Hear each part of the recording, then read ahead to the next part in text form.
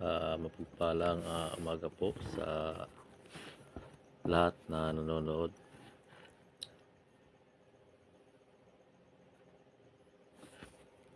Kaya nandito naman po tayo. Meron po lamang akong i-share sa inyo, o meron po tayong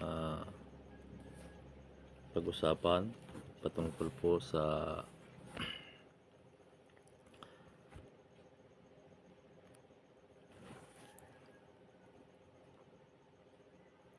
kagalingan,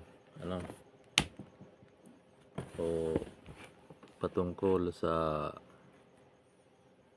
kung sino ang dakilang manggagamot sa spiritual o maging po sa physical. Kasi sa panahon po natin ngayon, yan po talaga ang kailangan ng tao, yung unang-una, kalusugan sa pangatawan. Yun po ang pinaka-importante sa ating buhay. Kailangan laging malusog, wala kang sakit, Pero hindi po natin inaasahan na nagkakasakit po tayo, Kaya marami pong at laganap po ang mga manggagamot ngayon, subalit hindi para-parehas na manggagamot ay ginagamit ang Panginoon, kasi mayroon pong kaliwa, mayroon pong kanan.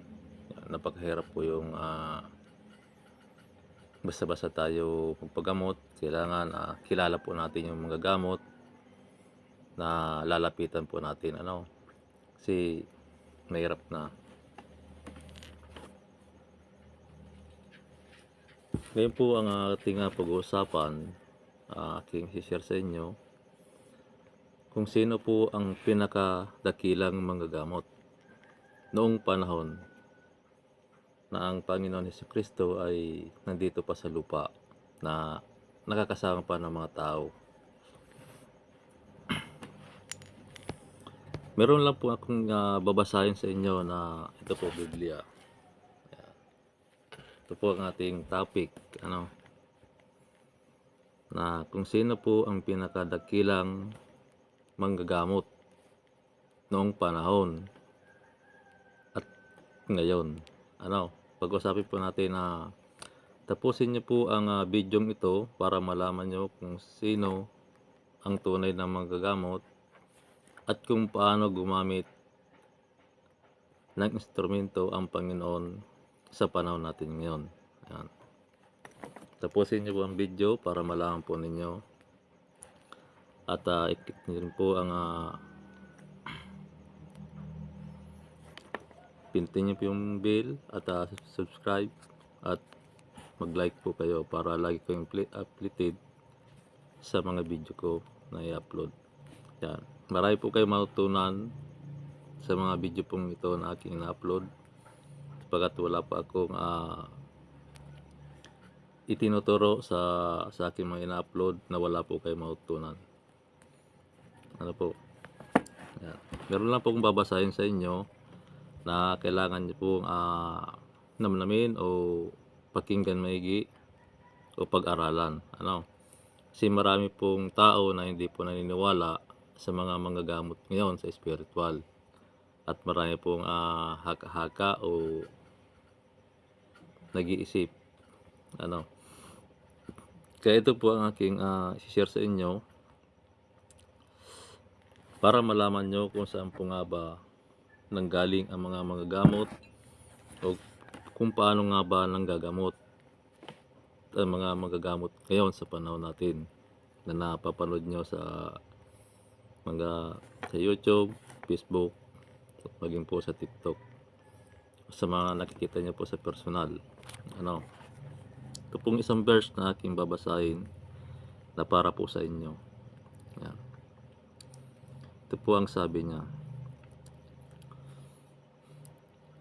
Malapit na si Jesus sa Jericho, at doon may isang lalaking bulag na nakaupo sa tabi ng daan. At nagpapalimos nang marinig nitong nagdaraan ang maraming tao, tinanong niya kung ano ang nangyayari. Sabi ng mga tao, nagdaraan si Jesus na taga Nazaret. Sabi nila, at siya'y sumigaw, Jesus, anak ni David, mahabag po kayo sa akin. Sinaway siya ng mga nasa unahan, ngunit lalo pa niyang nilakasan ang sigaw, anak ni David, mahabag po kayo sa akin. Kaya tumigil si Jesus at inuutos dadalhin sa kanya ang bulag. Inilapit nga ito at tinanong ni Jesus,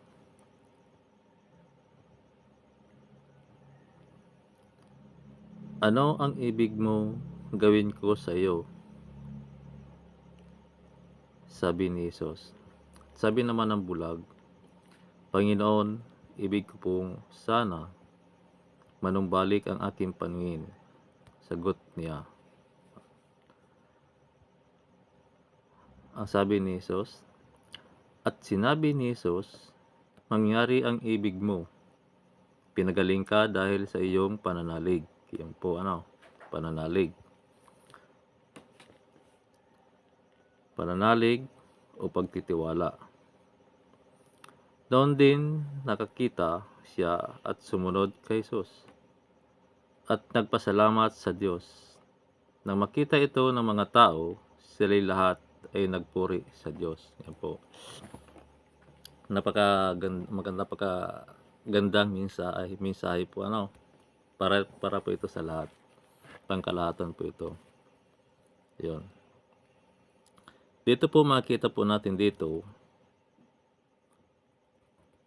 sa mga sinabi nung bulag, nakita po dito ng Panginoon yung pananalig, pagtitiwala.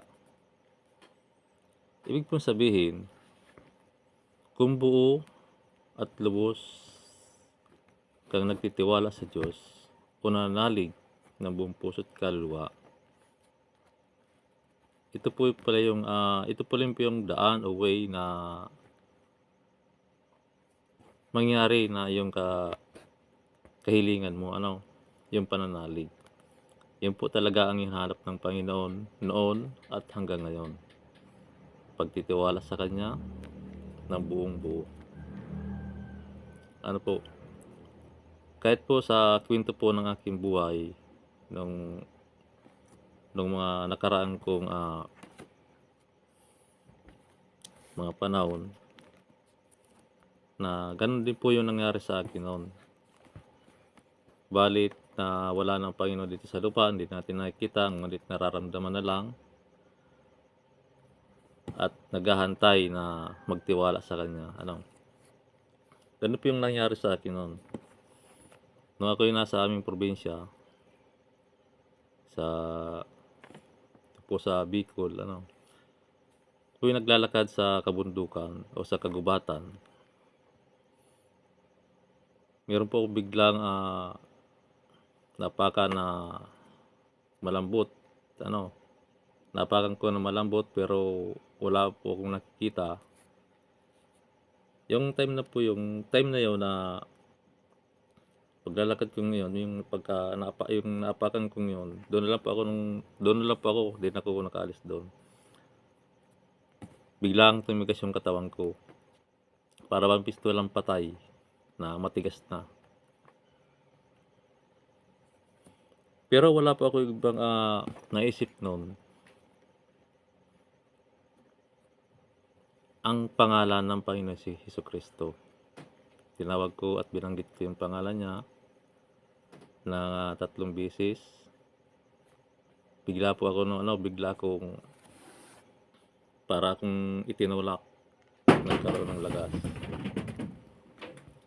Yun po yung aking naranasan kung paano ako tinulungan ng Panginoon, kung paano ako nagkaroon ng lakas at buhay muli sa pagkatigas ko doon sa kumbagang patay na yung katawan. Yun lang po ang aking, yun po ang una kong naranasan sa Panginoon na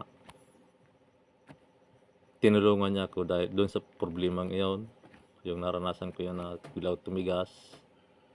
Yun lang po, pangalan lang ng Panginoon aking binanggit dun, ang Panginoong Hesukristo.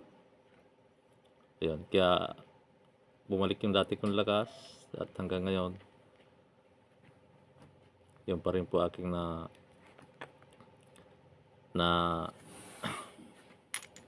yung ibinigay niyang lakas, yun pa rin po ang aking, dala-dala sa ngayon. Kaya hindi ko po makalimutan yung mga ginawa niya sa akin noon, yung mga kumbaga mga kababalaghan ano. Marami po yun, hindi lang po yung isang yun. Dito sa lugar po namin, nalumpo ako dito ng 2 beses, hindi po ako nakalakad. Pero sa pamagitan ng pangalan ng Panginoon Jesucristo, yun po, nakalakad din po ako doon. Prayer lang po, nag-pray lang po ako noon. Tapos naramdaman ko na bigla pong tumigas yung mga kasukasuhan ko. Ayun, bumalik po yung dati kong lakas na naman. Kaya lahat ng sakit na dumaan sa aking katawan, hindi pa ako pumupunta ng ospital, sa doktor. Sa Panginoon lang ako pumupunta. Nagdadasal lang po ako ng taimtim. Iniiyak ko yung problema ko sa Panginoon. Ayun, naibsan po. At ibinabalik ng Panginoon yung mga dati kong lakas, yung kagalingan. Yun lang po ang aking laging dala-dala sa aking buhay pag ako po may problema, may sakit sa katawan, physical man o spiritual. Siya lang po ang kagalingan ko.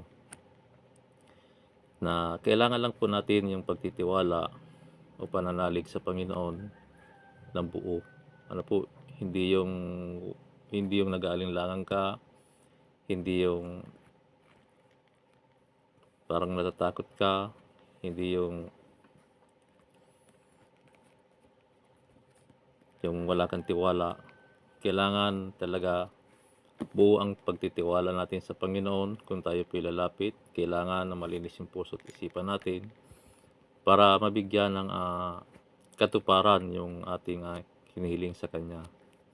Sapagkat ang Diyos po ay banal, sapagkat ang gusto niya yung malinis ka sa Kanyang harapan. Kung tayo po nagtitiwala sa Panginoon na bumubuo, kailangan po malinis po yung puso at isipan natin. Yun po ang hiniling sa atin ng Panginoon. Noon po, ang Panginoon, nung kapanahonan niya, nakikita siya ng mga tao at nakakasama ng mga tao. Nakikita. Ano po. Pero po sa ngayon ay, sa panahon po natin ngayon, hindi na po siya nakikita. Subalit, gumagawa po siya ng kaparaanan upang maramdaman natin ang kanyang pagmamahal, kanyang presensya. Gumagawa po siya ng mga instrumento sa pamagitan din po ng tao. Ano? Kasi wala na po, kumbaga, yung nakikita natin ngayon na maraming tulad po, maraming manggagamot sa spiritual and physical na ang dala-dala na binabanggit ang kanyang pangalan. Ibig po sabihin yung mga taong yon na ginagamit ng Panginoon, yung po ang instrumento niya para muling madama ng mga tao na narito pa rin siya nakasama natin. Kaya nga po iniwan niya dito sa lupa ang kanyang dakilang pangalan. Yan, kaya sinabi sa Biblia, pag-aaralan po natin yung susunod Dito po, pag-aralan muna natin dito kung paano manalig, magtiwala sa Panginoon para makamtan natin yung ating hinihingi sa Kanya. Kagalingan man o problema sa buhay o sa mga bagay na nais natin na ayon po sa kanyang kalooban. Ibig sabihin, yung mga bagay lamang na naayon sa kabutihan. Ano po? Dito po marami tayo makikita sa panahon po natin ngayon na tulad po ng mga manggagamot. Yan, tulad po namin. Ayan. Unang-una sa lahat po, kailangan po natin na isipin lagi ang Panginoon sa ating buhay. Kailangan habang tayo nabubuhay sa lupa, lagi po natin siyang kasama, lagi po natin siyang binabanggit ng ating mga labi, sapagkat yun po ang nais niya. Kailangan po natin siyang maitaas sa ating buhay habang tayo nabubuhay. Kasi ang buhay po natin hindi po talaga ito sa atin, kundi siya ang nagmamayari ng ating buhay. Kasi lahat tayo mamatay. Pag namatay ka, ibig sabihin ang buhay mo ay hindi sa iyo. Ano? Yun po. Kailangan habang tayo nabubuhay, mayroon tayong Kristo sa puso. Yan po ang dapat nating gampanan sa ating buhay. Kung ano yung nasa puso natin, kung sino yung nakaupo sa ating puso, kailangan po ay siya po ang ating masunod sa ating buhay. Kaya ito po yung nais ko pong sabihin sa inyo, na manalig tayo sa Panginoon ng buong buo.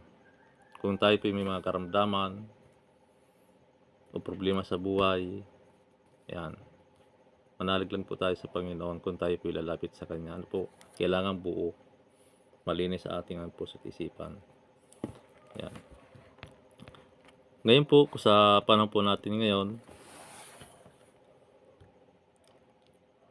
noon ang Panginoon, pag sinabi niya na humingi ka sa Kanya ng kagalingan, noon manalig ka lang sa Kanya, gagaling ka. Ano po? Kahit po sa panahon natin ngayon, ang Panginoon po ay gumagamit ng mga instrumento tulad po ng nakikita nyo. Tao din po ang Kanyang ginagamit na instrumento para sa Kanyang pagbibigay. Halimbawa sa kagalingan, humingi ka ng kagalingan sa Panginoon. Ano po, bagamat hindi po natin siya nakikita, ngunit may mga instrumento po siyang ipinadala dito sa lupa para may pagpatuloy niya ang paggawa ng kabutihan sa mga, may pakita niya ang kabutihan sa mga tao. Ano po? Kami po bilang manggagamot sa spiritual, ayun, yun nga po sinasabi ko sa inyo, na ang Panginoon po ay gumagamit ng instrumento sa panahon po natin ngayon para maipadama niya uli ang Kanyang pag-ibig sa tao. Yan. Kaya nga po kami nandito para sa inyo. Kami po ay nanggagamot na walang bayad, wala pong singilan. Para po namin maipadama sa mga tao na mahal pa rin ng Panginoon ang mga tao.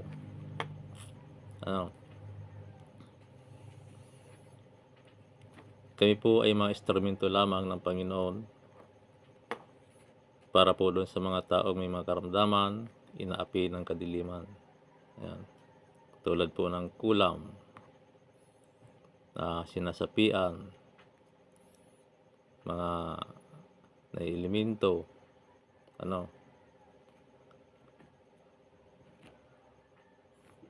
yun po ang makikita ninyo sa panahon natin ngayon. Kaya po kami na tumutulong sa mga tao at pinupuntahan po namin kahit malayo kahit wala pong bayad, basta lamang may makarating kami doon sa kanila. Ginagawa po namin 'yon sapagkat ito po talaga yung tungkulin namin sa Panginoon at sa mga tao. Ayan, ginagawa po namin ito para sa Panginoon. Hindi po sa aming sarili. Ano po? Yun po ang aming nais na iparating sa inyo, na ang gamutan po natin ay ito po ay mula sa Panginoon Hesukristo. Ano po? Ayan. Manalig lang kayo, magtiwala sa Kanya, gagaling po kayo. Kahit ano po ang kanyang karamdaman. Kasi lahat ng sakit sa katawan, may lunas po yan. Ang sakit na pabalik-balik, ang sakit hindi na gumagaling, sabi nila, ano po yun, hindi natural na sakit yun. Ibig sabihin doon, ikaw ay na-spiritual na sakit. Kasi hindi po kaya ng mga gamot na iniinom yan.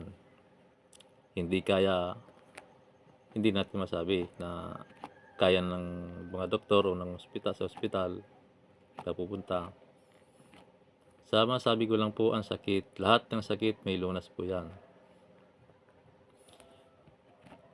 Ano po, sa Panginoon kasi walang imposible. Lahat mangyayari, magagawa niya. Sapagkat ang buhay natin, ang buhay ng tao, ay sa Kanya. Yan po, lagi po natin tatandaan, ang lahat, ang Diyos po, ang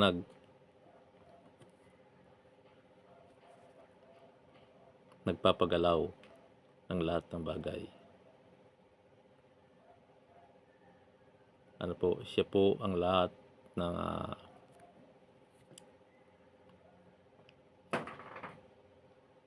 sa Kanya po ang lahat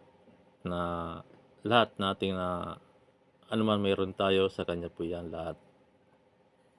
Kaya wala po tayong dapat gawin kundi magtiwala sa Kanya. Ano po, yan, masabi ko lang, magtiwala, manalig ng buo sa Panginoon. Ano po, nandito po yung mga manggagamot. Yan, instrumento ng Panginoon para sa inyo. Apo Liwanag, Apo Ronald, handa pong tumulong sa inyo. Anumang oras, pwede po namin kayong puntahan. Yan po aking masasabi. Maraming salamat po sa lahat ng nakikinig. Ang sinasabi ko po ay hindi para sa akin, kundi po para sa inyo. Yan. God bless po sa lahat ng nanonood ng video nito. Kami po ay instrumento lang po ng Panginoon. Ayan. Pagpalain po kayo ng Panginoon. Magandang umaga po sa inyong lahat.